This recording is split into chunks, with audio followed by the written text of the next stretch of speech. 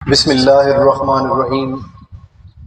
اللہم صلی علی سیدنا و مولانا محمد وعلی آلہ وصحبہ وبارک وسلم۔ السلام علیکم ورحمۃ اللہ۔ اللہ جل مجدہ کا بے انتہا لطف و احسان ہے کہ جس کی عنایت خاص سے ٹیم جبین اسلام نے آج دوسری سالانہ محفل میلاد النبی صلی اللہ علیہ وآلہ وسلم کا کامیابی سے انعقاد کیا۔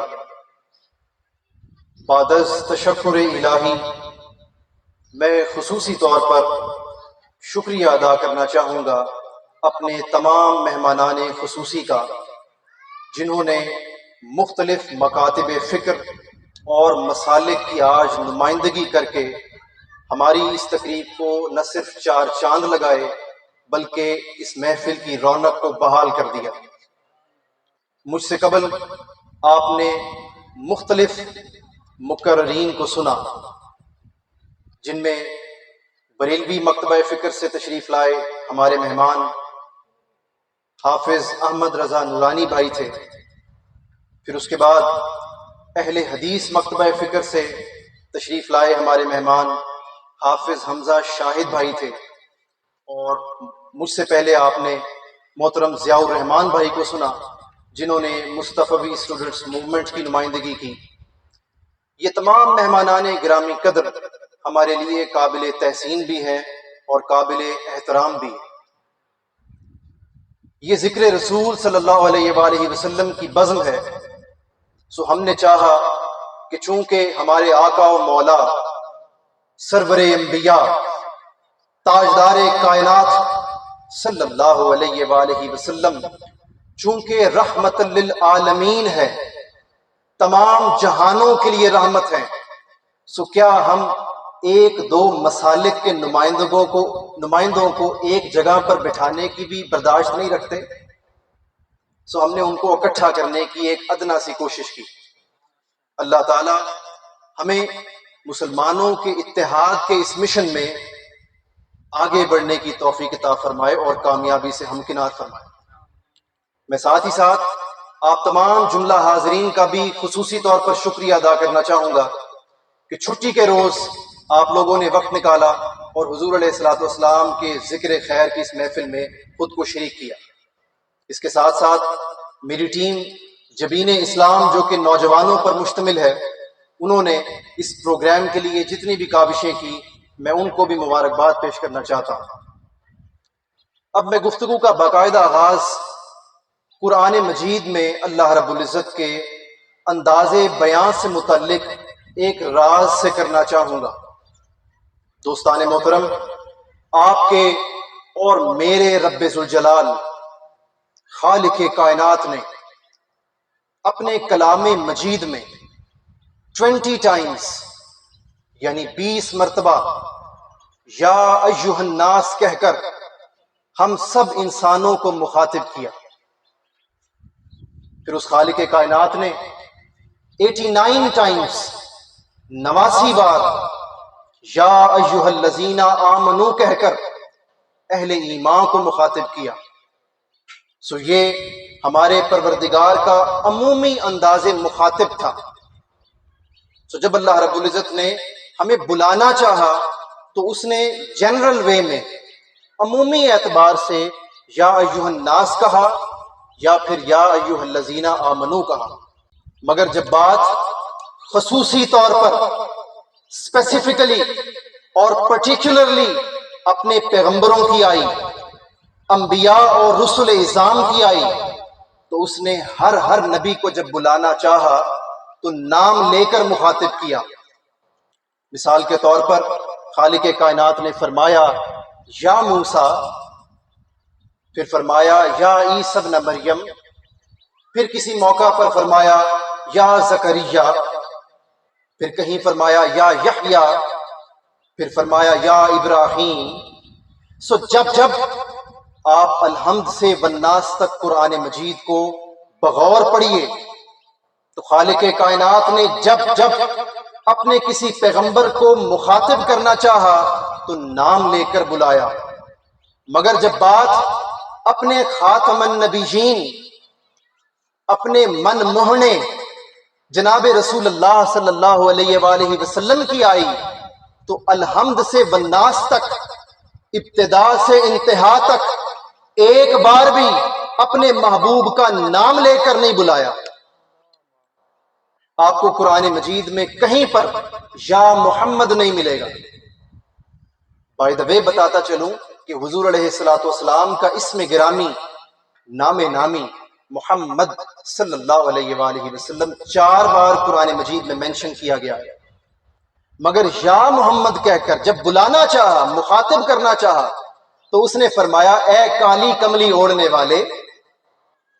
جب موسیٰ کو بلایا تو نام لیا، اے موسیٰ، اے عیسیٰ، اے ابراہیم، اے یحییٰ، اے زکریا، مگر جب میرے آخری نبی کی بات آئی تو فرمایا اے حسین زلفوں والے، اے کالی کملی اوڑھنے والے، یا ایھا النبی انا ارسلناک شاہدا ومبشرا ونذیرا، یا ایھا الرسول، یا ایھا المزمل، یا ایھا المدثر۔ سو نام لینا گوارا نہیں کیا۔ یہ خالق کائنات کی حیائے مصطفیٰ ہے صلی اللہ علیہ وآلہ وسلم۔ سو کسی نے بڑا خوب کہا کہ یہ احتیاط تمنا اور یہ احترام جنوں، یہ احتیاط تمنا اور یہ احترام جنوں کہ تیری بات کروں اور تیرا نام نہ لوں، کہ تیری بات کروں اور تیرا نام نہ لوں، یہ آپ کے اور میرے رب ذوالجلال کی حیا ہے اپنے مصطفیٰ کے ساتھ صلی اللہ علیہ وآلہ وسلم۔ سو یہ موضوع میں نے آج اس لیے اپنایا کہ بدقسمتی سے ہم مسلم امہ کو جہاں آج بہت سے مسائل کا سامنا ہے، وہیں پر ایک سنگین مسئلہ جو ہماری معاشرتی اقدار اور معاشرتی اخلاقیات کی گراوٹ کی صورت میں روز بروز زور پکڑتا چلا جا رہا ہے، اور خاص کر ہمارے نوجوانوں کی اکثریت اس مسئلے کا شکار ہوتی چلی جا رہی ہے۔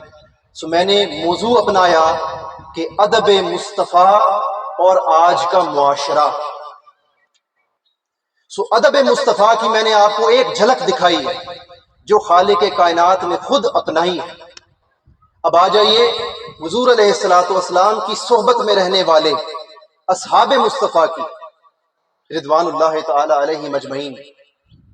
امام بخاری صحیح البخاری کی جلد 1 میں حدیث مبارکہ کا نمبر لاتے ہیں 187، 187۔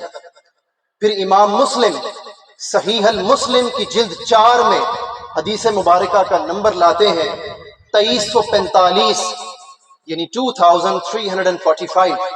سو متفق علیہ حدیث ہے، صحیح بخاری میں بھی ہے اور صحیح مسلم میں بھی، جس سے اختلاف کی کوئی گنجائش رکھ ہی نہیں سکتا۔ اس کے راوی ہیں حضرت سعید بن یزید۔ روایت کا ٹیکسٹ کچھ یوں آتا ہے کہ عن سعید بن یزید رضی اللہ تعالی عنہ قال ذهبت بخالتی الی النبی صلی اللہ علیہ وآلہ وسلم۔ آپ فرماتے ہیں کہ ایک روز میں بیمار پڑ گیا، تو بیماری کا کوئی علاج نہیں تھا، شفا یاب نہیں ہو پا رہا تھا، تو میری خالہ جان مجھے پکڑ کر حضور علیہ السلام کے پاس لے آئی اور آ کر عرض گزار ہوئی، فقلت یا رسول اللہ سلام علیک، آقا یہ میرا بھانجا ان ابن اختی رجیو، یہ بیمار ہے، اس کی شفا یابی کا کوئی راستہ ڈھونڈیے، اس کو شفا عطا فرما دیجیے۔ فرماتے ہیں حضور علیہ الصلوۃ والسلام نے وضو فرمایا، میرے لیے دعا فرمائی، اور اپنا مبارک ہاتھ فمسحا، وہ میرے سر پر رکھا اور مسح کیا، فدعا لی، میرے لیے دعا کی۔ جب دعا کی تو جو حضور علیہ السلام کے وضو کا بچا ہوا پانی تھا وہ برتن میں موجود تھا۔ مجھے ایسی تاثیر آئی اپنے آقا کی محبت میں، اپنے آقا کی عقیدت میں، اپنے آقا کے ادب میں، فرماتے ہیں فشربت من وضوئہ، میں نے حضور علیہ الصلوۃ والسلام کے وضو کا بچا ہوا پانی پی لیا۔ اب یہاں پر بتاتا چلوں شریعت کی روح سے آپ کا اور میرا وضو کا بچا ہوا پانی مکروہ ہوتا ہے۔ اب یہ صحابی ہیں حضرت سعد بن یزید، دیکھیے کہ ان کا ادب کس نہج پر تھا، کس مقام پر تھا کہ آپ نے اپنے آقا کے وضو کا بچا ہوا پانی بھی فوراً سے پی لیا۔ اس کے بعد میں دوسری روایت لانا چاہوں گا، اسی تسلسل کو آگے برقرار رکھتے ہوئے آپ کی توجہ درکار ہوگی۔ اس حدیث مبارکہ کو بھی امام بخاری صحیح البخاری کی جلد 1 میں حدیث مبارکہ کا نمبر لاتے ہیں 186، اور پھر اسی طرح دیگر محدثین بھی اس کو کوٹ کرتے ہیں۔ روایت میں آتا ہے کہ حضرت مسور بن مخرمہ رضی اللہ تعالی عنہ ارشاد فرماتے ہیں کہ ہمارے ساتھ حضرت عروہ موجود تھے۔ کون موجود تھے؟ حضرت عروہ۔ فرماتے ہیں حضرت عروہ موجود تھے تو حضور علیہ السلام نے جب وضو فرمایا تو حضرت عروہ کے ساتھ ان کے اور دوست احباب بھی تھے، وہ بھی نیا انہوں نے اسلام قبول کیا تھا۔ جو ہی حضور علیہ السلام نے وضو فرمایا، اذا تودع النبی صلی اللہ علیہ وآلہ وسلم، جو ہی حضور نے وضو فرمایا تو حضرت عروہ اور ان کے ساتھ جو دیگر اصحاب تھے وہ اس طرح حضور علیہ السلام کے وضو کا بچا ہوا پانی زمین پر گرنے سے روکنے کے لیے ایسے جھپٹے کہ لگتا تھا جیسے آپس میں لڑ پڑیں گے۔ کادو یقتتلون من وضوئی، ایسے جھپٹے کہ جیسے لگتا تھا ابھی لڑ پڑیں گے۔ یعنی حضرت مسور بن مخرمہ فرماتے ہیں کہ میں نے اپنی آنکھوں سے دیکھا کہ حضور کے اصحاب تو حضور کے وضو کا بچا ہوا پانی اس کا ایک قطرہ بھی زمین پر گرنے نہیں دیتے تھے۔ اب یہاں پر ایک اور لطیف تر اور ایمان افروز روایت، جو بعد میں صحابی ہوئے، پہلے کافر تھے، حضرت عروہ جن کا میں نے بھی ذکر کیا۔ اب اگلی روایت ان کے بارے میں لانا چاہ رہا ہوں، اور یہ بھی صحیح بخاری، صحیح مسلم، مسند احمد بن حنبل، امام بہقی نے کوٹ کیا، امام طبرانی نے کوٹ کیا، کثرت کے ساتھ محدثین کوٹ کرتے ہیں، حدیث صحیح۔ مروان سے روایت، مروان کہتا ہے کہ ایک روز کفار نے حضرت عروہ کو، اس وقت اسلام قبول نہیں کیا تھا، اپنا وکیل بنا کر حضور علیہ السلام کے پاس بھیجا ڈائلاگ کے لیے، مذاکرات کے لیے۔ تو جب یہ واپس اپنے قبیلے گیا، اپنے کفار بھائیوں کے پاس گیا، تو وہاں جا کر کہنے لگا کہ ای قومن، کیا ہے میری قوم، آج میں ایسے لوگوں سے مل کر آیا ہوں اور ان کے ایسے رہبر کو دیکھ کر آیا ہوں، واللہ ان رأیت ملکن قط یعظموہ اصحابہ ما یعظم اصحاب محمد صلی اللہ علیہ وآلہ وسلم۔ حضرت عروہ ابھی اسلام قبول نہیں کیا، اپنی قوم کو جا کر بتاتے ہیں کہ واللہ، خدائے ذوالجلال کی عزت کی قسم، میں اس سے پہلے کئی بادشاہوں کے دربار میں وفد کی قیادت کر چکا ہوں۔ کہتے ہیں وفدت کیسرا و کسرا والنجاشی، میں کیسر و کسرا جو اس دور کی سپر پاورز تھیں، کہتے ہیں وہاں سے ہو کر آیا ہوں، نجاشی کے دربار سے ہو کر آیا ہوں، مگر میں نے کسی بادشاہ کا اس طرح ادب ہوتے نہیں دیکھا جس طرح اصحاب محمد اپنے رسول اللہ کے ادب میں ہر وقت مچلتے نظر آتے تھے۔ کہتے ہیں کہ میں نے اپنی آنکھوں سے دیکھا، لقد رأیت ان تناخما نختم، کہ جب حضور علیہ السلام اپنا لعاب دہن برتن میں ڈالتے تو صحابہ کرام جھپٹتے حضور علیہ السلام کی مبارک تھوک کو اپنے ہاتھوں پر ملتے، کوئی اپنے چہرے پر مل لیتا، کوئی اپنے جسم پر مل لیتا۔ یہ عالم تھا صحابہ کرام کا۔ اب یہاں پر بائی دا وے میں آپ کے ساتھ ایک سوال شیئر کرنا چاہوں گا، یہ میری گفتگو کا موضوع تو نہیں، لیکن بائی دا وے آج لانا چاہوں گا کہ سوچئے جب حضور علیہ السلام کا مبارک لعاب دہن صحابہ کرام زمین پر گرنے نہیں دیتے تھے، اپنے چہروں پر مل لیتے تھے، اور صحیح بخاری صحیح مسلم کی احادیث صحیحہ میں آ رہا ہے، کوئی ضعیف روایات نہیں، حضور علیہ السلام کے وضو کا بچا ہوا پانی زمین پر گرنے نہیں دیتے تھے۔ تو سوچئے قرآن مجید کی کون سی آیت تھی جس میں اللہ رب العزت نے اصحاب مصطفیٰ کو یہ حکم دیا تھا؟ قرآن میں تو کوئی حکم نہیں آیا تھا۔ تو کیا صحابہ کرام نے حضور علیہ السلام کا مبارک لعاب دہن وہ اپنے چہروں اور جسموں پر ملنے سے پہلے اور حضور علیہ السلام کے وضو کا بچا ہوا پانی زمین پر گرنے سے روکنے سے پہلے کیا یہ سوچا تھا کہ کیا اللہ نے ہمیں یہ کرنے کا حکم دیا بھی ہے یا نہیں؟ انہوں نے تو نہیں سوچا تھا. تو آج ہم سوچتے ہیں کہ اپنے آقا کے ادب میں ذکر رسول کی محفل سجائیں یا نہیں. جب صحابہ نے ادب مصطفیٰ کو دلیل بنایا، انہوں نے عقیدت مصطفیٰ کو دلیل بنایا. انہوں نے نہیں دیکھا کہ ابھی قرآن میں یہ حکم اترا ہے یا نہیں، کوئی حکم نہیں آیا تھا. اللہ نے کہیں نہیں فرمایا کہ اے صحابہ میرے مصطفیٰ کی تھوک نہ گرنے دو زمین پر. کہیں اللہ نے نہیں فرمایا، آپ پڑھ سکتے. کہیں نہیں فرمایا کہ وضو کا بچا ہوا پانی نہ گرنے دو. مگر صحابہ کرام نے بغیر دلیل مانگے ادب مصطفیٰ میں یہ عمل روا رکھا. پھر مروان کی روایت کو میں آگے کنٹینیو کروں گا. وہ کہتا ہے کہ حضرت عروہ نے کہا کہ صرف لعاب دہن ہی صحابہ اکرام زمین پر نہیں گرنے دیتے تھے، بلکہ حضور علیہ الصلوۃ والسلام جب اپنی محفل میں گفتگو فرماتے، اذا تکلم خفضوا اصواتهم عنده، تو صحابہ اکرام حضور علیہ الصلوۃ والسلام کی بارگاہ میں ایسے خاموش ہو جاتے کہ پرندے کے پر مارنے کی بھی آواز نہ تھی. سراپا ادب بن جاتا. حضور علیہ الصلوۃ والسلام جو حکم دیتے، وَإِذَا أَمَرَهُمُ الطَّرُّ، جو حکم دیتے وَأَمْرُهُ، اس حکم کو بلا تاخیر اس کو اپنایا جاتا، فوری طور پر اس کو امپلیمنٹ کیا جاتا. یہ صحابہ اکرام کا ادب تھا. اب میں زیادہ وقت نہیں لینا چاہوں گا چونکہ مغرب کا وقت بھی قریب آ رہا ہے. آخر پر ایک روایت، سیکنڈ لاسٹ روایت لینا چاہوں گا. اس روایت کو امام مسلم صحیح مسلم کی جلد 4 میں کوٹ کرتے ہیں اور حدیث مبارکہ کا نمبر لاتے ہیں 2325، 2325. حضرت انس ابن مالک رضی اللہ تعالی عنہ سے روایت لاتے ہیں.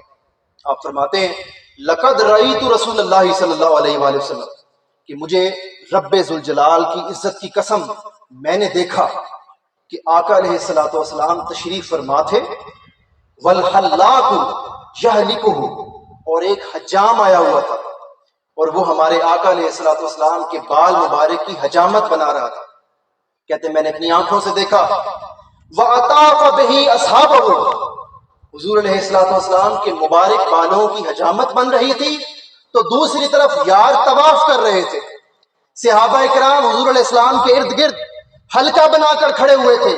ہر کوئی جھپٹتا تھا کہ میرے آقا کا ایک منہ مبارک، ایک بال مبارک بھی زمین پر نہ گرنے پائے. امام مسلم صحیح مسلم میں حدیث سے صحیح لا رہے ہیں. سوچئے کون سی نص قرآنی تھی. کہاں اللہ نے فرمایا تھا کہ میرے صحابہ میرے حبیب کے بال نہ گرنے دینا؟ اللہ نے تو نہیں فرمایا تھا. مگر صحابہ دلیل مانگے بغیر اپنے محبوب رسول اللہ صلی اللہ علیہ وآلہ وسلم کی محبت میں ہر وقت مچلتے تھے. ان کے دل ہر وقت حضور علیہ السلام کی محبت میں سرشار رہتے تھے. یہ ان کے ادب کا عالم تھا. اب آپ سوچیں گے یہ تو صحابہ کرام کا ادب مصطفیٰ ہو گیا، اب آج ہمارے لیے ادب مصطفیٰ کیسے ممکن ہے؟ صحابہ کرام کو تو حضور علیہ الصلوۃ والسلام کی صحبت ظاہری طور پر اور جسمانی طور پر میسر تھی، مگر ہم تو بدقسمت ٹھہرے. لیکن ایسا نہیں ہے. آج بھی ہمیں رسول اللہ صلی اللہ علیہ وآلہ وسلم کی روحانی نسبت میسر ہے، روحانی صحبت بھی میسر ہے. کیا ہم نے سنن نبی داؤد، جامع ترمذی، سنن ابن ماجہ، مسند احمد بن حنبل، سنن بہقی، امام طبرانی کی المعجم الکبیر کی احادیث نہیں پڑھی کہ حضور علیہ السلام نے فرمایا ان ھذا یوم الجمعۃ یوم عید، کہ یہ جمعہ کا دن عید کا دن ہے. فاکثروا صلوا علی، تو اس روز کثرت سے مجھ پر درود بھیجا کرو. فإن صلاتکم تبلغنی، چونکہ تمہارا پڑھا گیا درود و سلام بغیر کسی واسطے کے اور بغیر کسی رکاوٹ کے مجھ تک پیش کیا جاتا ہے. تو صحابہ کرام پوچھ پڑے یا رسول اللہ ابھی تو آپ ظاہری طور پر حیات ہیں تو ہمارا درود آپ تک پہنچ جاتا ہے، جب آپ وفات پا جائیں گے تو پھر ہمارا درود کیسے پہنچے گا؟ لگتا ہے کہ صحابہ کرام نے ہمارے لیے یہ سوال پوچھا تھا.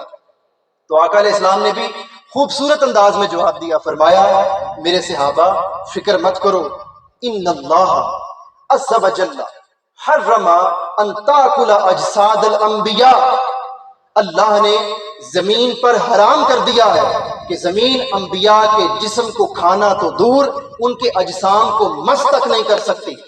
فنبی اللہ حی فی قبرہ ویرزق الیہ، پس اللہ کا نبی اپنی قبر میں زندہ ہوتا ہے اور اسے رزق دیا جاتا ہے. عوام الناس کو اس کا شعور نہیں. ہمیں آج بھی آقا علیہ الصلوۃ والسلام کی گنبد خضراء سے روحانی صحبت میسر ہے۔ افسوس اس بات کا ہے کہ ہم اس کو بلا بیٹھے، ہم اپنی دنیاوی زندگی میں اتنا مگن ہو گئے ہیں کہ ہم نے آقا علیہ الصلوۃ والسلام کی صحبت اور نسبت کو خود سے دور کر دیا۔ آج ہمارے لیے ادب مصطفیٰ یہ ہے، ادب مصطفیٰ یہ ہے کہ جیسے مجھ سے پہلے بہت سے مقررین نے یہ باتیں کر چکے ہیں، وہ ہمارے اعمال پر ہماری توجہ دلا چکے ہیں کہ جب ہم کسی ماں بہن بیٹی کی عزت تار تار کرتے ہیں تو سوچئے کیا ہمارے پیغمبر ہم سے خوش ہوں گے؟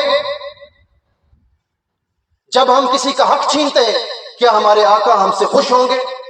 کیا ہم ادب مصطفیٰ کر رہے ہیں؟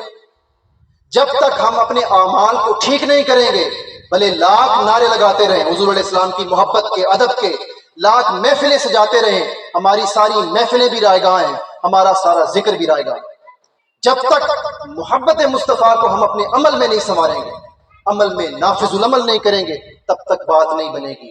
ہمارے لیے ادب کا تقاضا یہ ہے۔ آخر پر بالکل عشرہ مبشرہ کے ایک صحابی ہیں حضرت عبد الرحمن بن العوف رضی اللہ تعالیٰ عنہ، ان کی والدہ ماجدہ سیدہ شفا بنت عمر کی ایک روایت کوٹ کرنا چاہوں گا، اور یہ روایت ہم سب کے ضمیروں کو جھنجھوڑنے کے لیے کافی ہے۔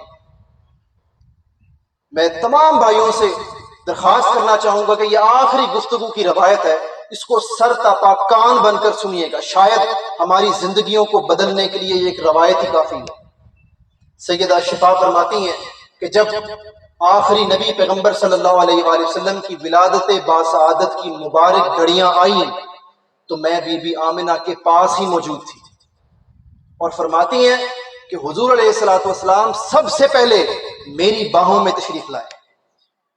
حوالہ دینا بھول گیا، کوئی یہ نہ سمجھے کہ سنی سنائی بات کر رہا ہوں۔ امام بہقی اپنی حدیث کی کتاب الخصائص الکبریٰ میں حدیث مبارکہ کا نمبر 46 اور 47 دو مقامات پر کوٹ کرتے ہیں۔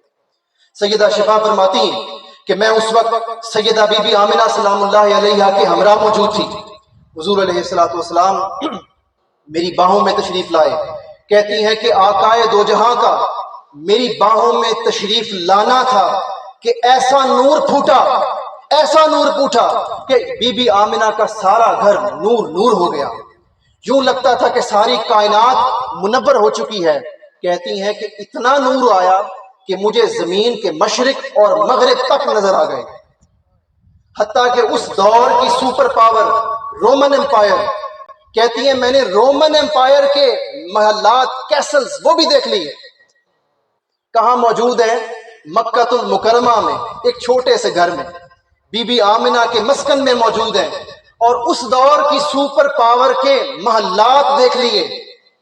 سوچئے کہ جب آقا کی ولادت کی وہ بابرکت گھڑیاں آئیں تو سیدہ شفا کو تو مکہ سے روم کے محلات نظر آ گئے، آج بھی حضور علیہ السلام کی وہ ولادت کی مبارک گھڑیاں آ چکی ہیں، تو ہمیں روم کے محلات تو کم سے کم نظر نہ آئے، کم سے کم اپنا ضمیر تو نظر آ جائے۔ توجہ اس طرف دلانا مقصود ہے کہ جب عشرہ مبشرہ کے صحابی، ان کی والدہ سیدہ شفا کہتی ہیں کہ جب 40 برس کے بعد آقا نے اعلان نبوت فرمایا تو ابتدا میں جن عورتوں نے اسلام قبول کیا ان میں بھی شامل تھی، چونکہ حضور علیہ السلام کی ولادت کے وقت میں موجود تھی، میں نے دیکھ رکھا تھا کہ ان کی ولادت غیر معمولی تھی۔ تو جب ایک عورت حضور علیہ السلام کی ولادت کی مبارک گھڑیوں سے متاثر ہو کر اسلام قبول کر سکتی ہیں، 40 سال کے بعد روم کے محلات دیکھ سکتی ہیں، تو آج ہم کلمہ گو مسلمان حضور کی ولادت کی گھڑیوں کے تصدق سے اور حضور علیہ السلام کی ولادت کے ان پرنور لمحات کے وسیلے سے کیا اپنے ضمیروں کو جھنجھوڑ نہیں سکتے؟ اللہ رب العزت سے دعا ہے کہ اللہ تعالی ہمیں عقیدہ صحیحہ کے ساتھ ساتھ عمل کی توفیق عطا فرمائے۔